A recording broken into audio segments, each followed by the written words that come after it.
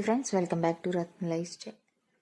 బెల్లం గవ్వలు ఎలా ప్రిపేర్ చేయాలో చూద్దాం ఫ్రెండ్స్. దానికి కావాల్సిన పదార్థాలు చూద్దాం.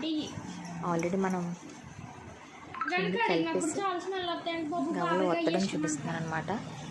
మనం కలిపిన వీడియో మిస్ అయింది. దీంట్లో ఎంతో సింపుల్గా టేస్టీగా చేసేసుకోవచ్చు. మనకి మైదా పిండి, రుచి తగ్గ సాల్ట్, 4 స్పూన్ ఆయిల్ బట్టి కలుపుకుంటే సరిపోతుంది. ఒక అరగంట సేపు నానాలి పిండి. నానిన తర్వాత మనకు కావాల్సిన సైజులో గవ్వలు ఒత్తేసుకుని డీప్ ఫ్రైకి సరిపడా ఆయిల్ పెట్టుకుని దోరగా వేయించుకోవాలి. ఆయిల్ బాగా కాగిన తర్వాత మంటని మీడియం ఫ్లేమ్లో పెట్టి వేయించుకోవాలన్నమాట. హై ఫ్లేమ్లో పెడితే మటుకు పైన కలర్ వచ్చేస్తే కానీ లోన వేగమన్నమాట. అన్నీ వేసేసుకుని మంటని మీడియం ఫ్లేమ్లో పెట్టుకుని కలుపుతా వేయించుకోవాలి.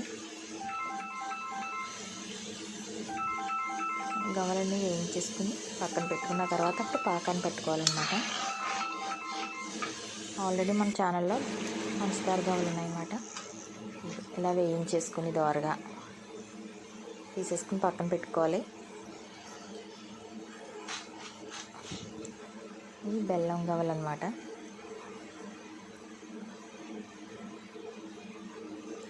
బెల్లం పాకాన్ని పెట్టుకుని కేజీ పిండి గవ్వలు చేశాను అనమాట.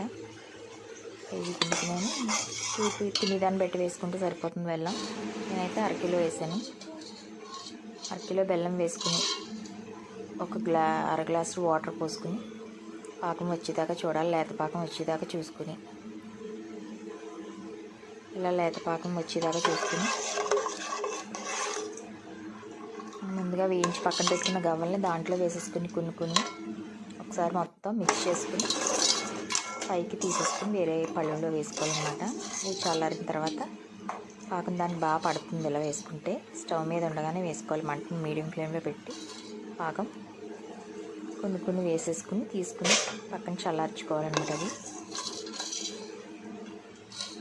మనకు బెల్లం పంచదార కానీ బెల్లం ఐరన్ కనుక మనం ఇలా చేసుకుంటే బాగుంటుంది. కావాల్సినప్పుడల్లా తినచ్చు. మనం పిల్లలకి ఈవినింగ్ స్నాక్స్ కూడా మనకి పెట్టినది బాగుంటుంది ఫ్రెండ్స్.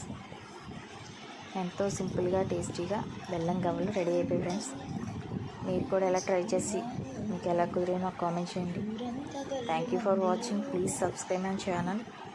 మన ఛానల్ ఇంకేమైనా సబ్స్క్రైబ్ చేసుకోకపోతే చేసుకుని లైక్ చేసి మీ friends and family members share చేయండి ఫ్రెండ్స్.